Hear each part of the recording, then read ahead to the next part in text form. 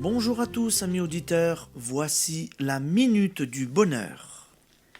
Et aujourd'hui, n'ayez pas peur des maladies.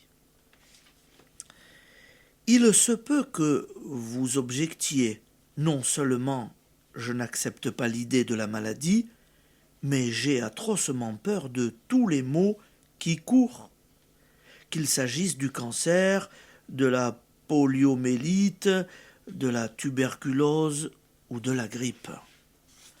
Cela est encore plus grave. Vous savez pourtant que nous attirons ce que nous redoutons, tout comme ce que nous souhaitons. Vous n'ignorez pas que notre corps est composé de cellules.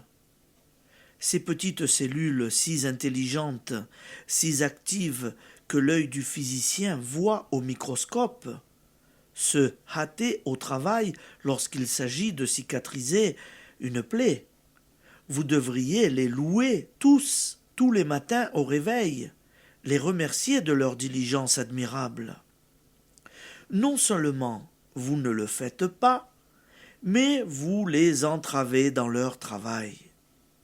Dans l'univers sensible que votre organisme, une pensée de peur produit l'effet d'une pierre dans la mare aux grenouilles. La maîtrise de toute crainte, en ce qui concerne notre santé, est d'une telle importance qu'à la suite d'un dîner où un canard au sang avait rendu gravement malade tous les invités. J'ai vu une seule personne ne rien ressentir.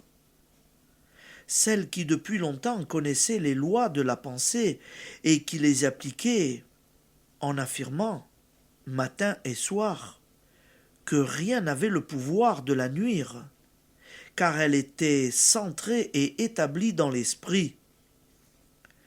J'ai déjà dit que ceux qui n'ont pas peur des maladies contagieuses ne les attrapent pas. Je devine une autre objection. Et les enfants? Ils ignorent le mal. Ils n'ont donc pas peur. Et pourtant, que faites-vous de la peur qu'éprouvent les parents? Rien n'est plus réceptif qu'un petit enfant aux pensées de ceux qui l'entourent.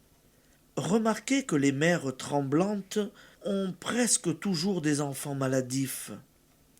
Ces mères-là s'étonnent de voir les gosses qui traînent dans la rue supporter d'avoir les pieds mouillés sans s'en porter plus mal. Cela revient à dire qu'en ce qui concerne notre santé et celle de nos proches, il n'importe avant tout, par-dessus tout, de vaincre la peur. Application.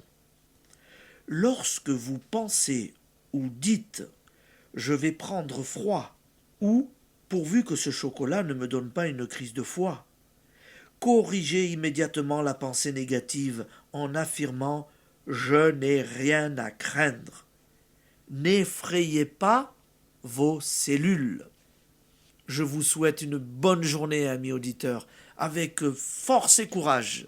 À demain.